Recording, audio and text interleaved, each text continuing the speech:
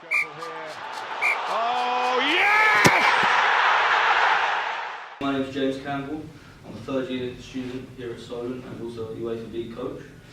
I think I'll start by saying that my philosophy encompasses a lot of the values that the Junto encompasses as well, especially in its how it's humble and how it takes on board lots of influences.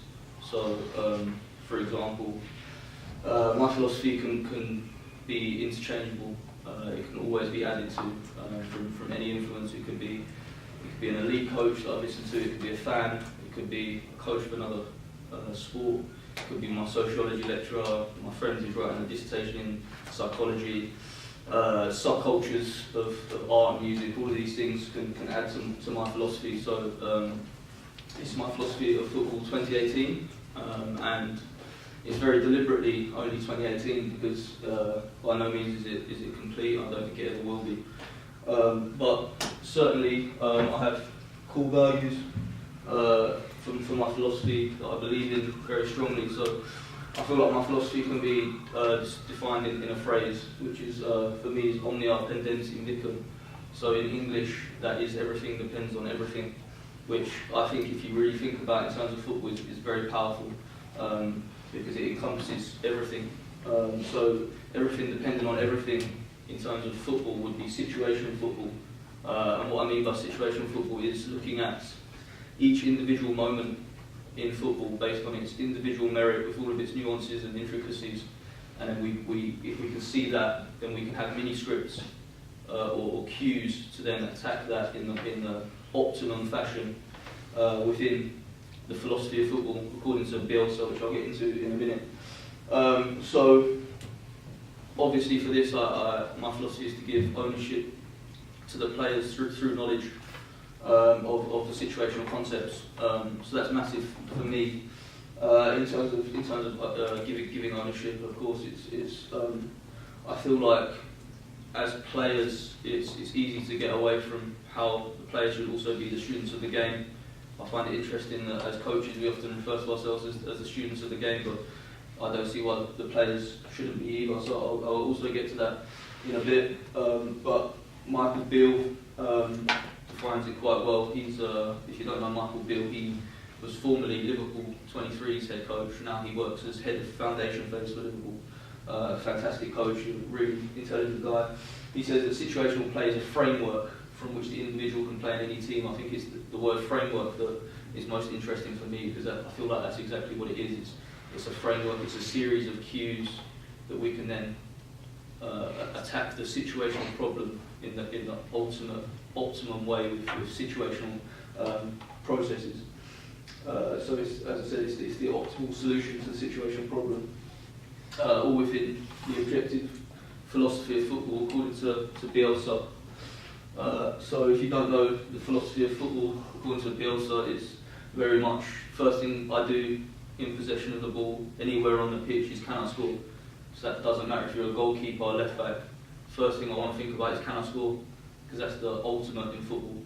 Obviously as a goalkeeper or a left back, I'll rule it out immediately. I'll go to the next one, can I assist? If I can't assist, again I'll rule that out, can I pre-assist? If I can't pre-assist, I want to be penetrating into AAAs or advanced action areas, so the third phase. Again, if I can't do that, then we keep the ball. And I might pass to my friend who obviously as well goes through this list. So we're always thinking about penetration and scoring goals, which is, for me, is the ultimate in football. So if we look at this, then it changes the principles of play. I don't know, but obviously a lot of you guys are European and your principles of play might be taught slightly differently. But for me, it was always the first thing we want to do in possession is to create space, but within situational play, alongside the philosophy of football, that doesn't always make sense. If we want to score goals and there's the opportunity to play with verticality, the first thing I want to do is penetrate. So obviously the ones in red here are my principles of play. So the first thing I'm looking to do is to penetrate if we can. Obviously, if that situation is not there, and that's not the right solution for that problem, then we create space and we manipulate them vertically, horizontally. So we're always looking to penetrate ultimately. So yeah, that's basically my philosophy. and then anything after that is just a preference. So I believe that is football, and you can attack that with whatever philosophy you want. But my philosophy is obviously situational play. So I think it would be interesting to go through my preferences, because my preference is to play with a 4-3-3, with a V in midfield, so an English 4, a European 6, and 2 10s. So I believe that this fits situational play well, because we can play with great verticality, because we've got five forward players. We can also play in terms of horizontal manipulation, because we've got a localised 10, obviously an English 4 who can go anywhere he wants in terms of attacking play.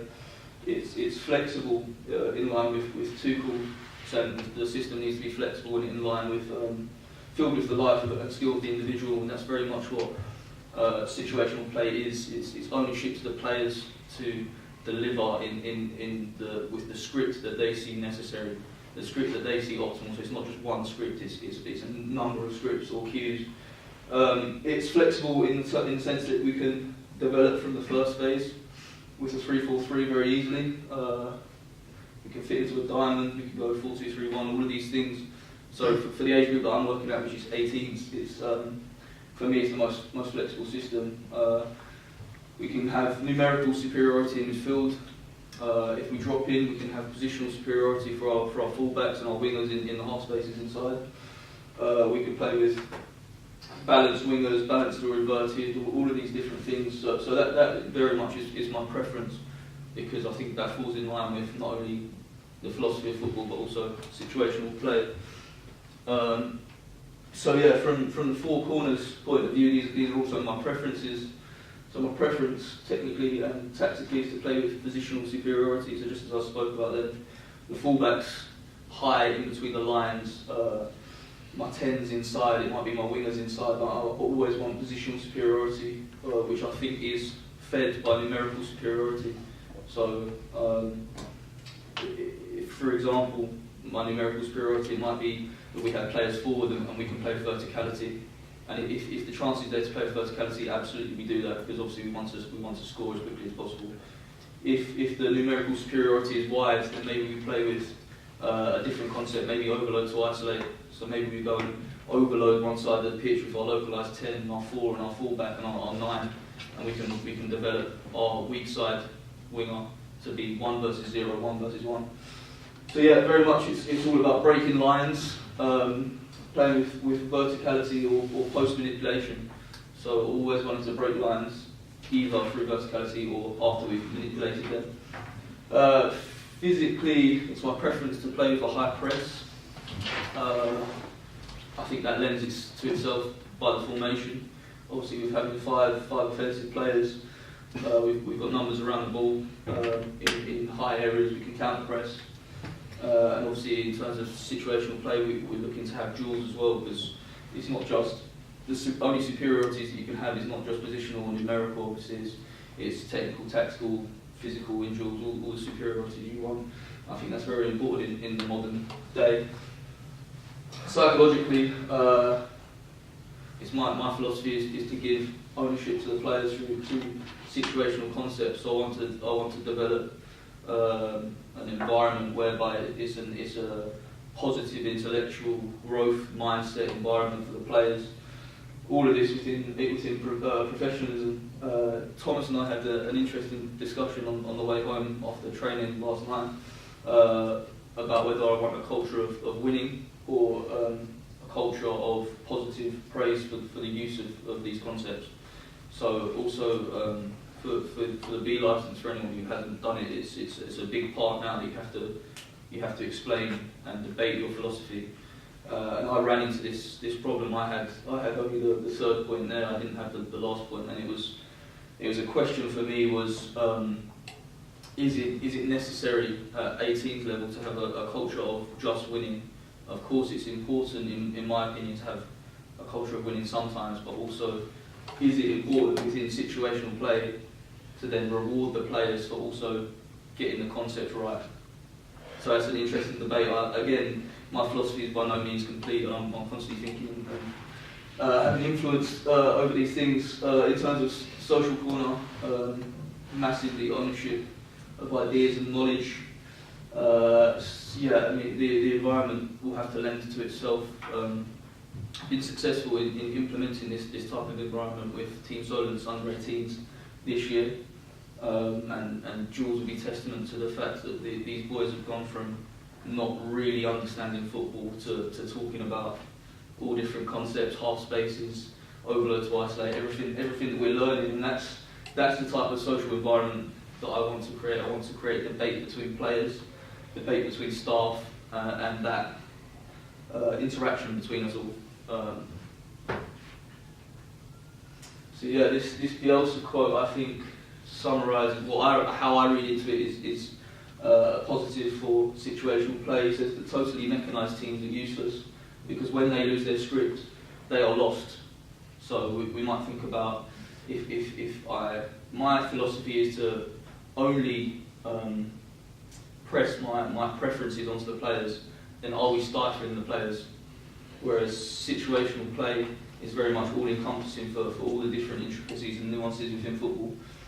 So we don't have a script, we have a series of mini scripts that they have ownership of through their knowledge, and they can rely on that.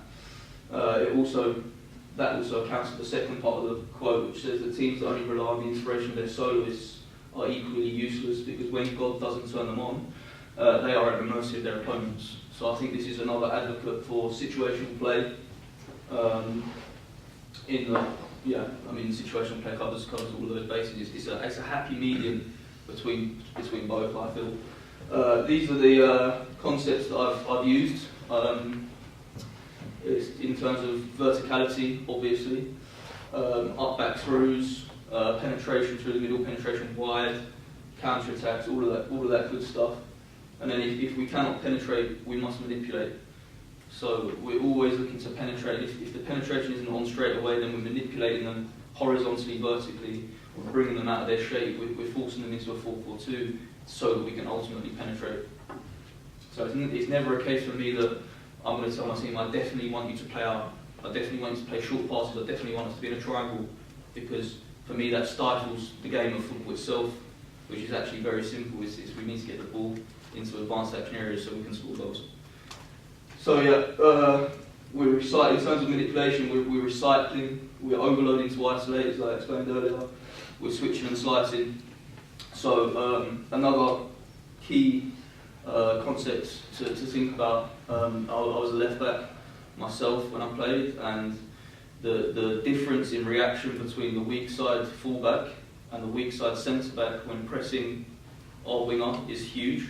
So the gap develops between us. So if we're recycling and we've overloaded one side of the pitch, it might be a case that we zing it out to our winger on the weak side to play a 1v1. It also could be a case that I grew up on calling it a Lumberg run. And I'm sure the Scandinavians in here will understand what I mean. Is that run in between the gap that's created between the weak side fullback and weak side centre back. Those are the things that I've talked about so far with my team. Michael Beale again saying that coaches paint pictures and nothing more. So for me it's very much a case that we develop these concepts, we give them ownership of what concept to use at which time, and we trust the players to have that knowledge and make the right decisions. In terms of player-coach behaviour, that's also very important for a philosophy. It's not just how I want to play football, it's also everything that encompasses the football club and the environment that you want to create. So again, absolutely, it's situational man management. Everything is depending on everything. Obviously, I have non-negotiables, which is important in football, I think, especially with youth teams. So it's built on a foundation of professionalism and respect. As I alluded to earlier, it's knowledge-based growth mindsets that I'm looking to encourage. Again, it's open and honest dialogue and sharing of ideas and discussion, like we have at the Junto between coaches and players. I don't see why we shouldn't have that. Another massively important one, I know that Vincent Pericard was in here the other day at Solent, and it's massive, talking about awareness and empathy. So you might have a non-negotiable, for example, that, you cannot be late. If you're late to training, you're fined. But if we think about this more situationally, his tyre might have blown out, he might have had an argument with his missus at home, his kid might be playing up.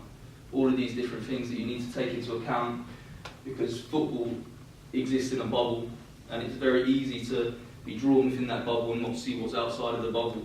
But life is going on absolutely everywhere, and that affects the people, the actual people who are the players. So, a few quotes for you. Obviously, you can read them yourself, but these are advocates for using situational management. Cruyff talking about the person coming first, and it's not about how talented the player is, it's about how the player is handled. Football being a human science, according to Mourinho. All of these things, showing interest in them as people and not just footballers, is what I've just talked about there.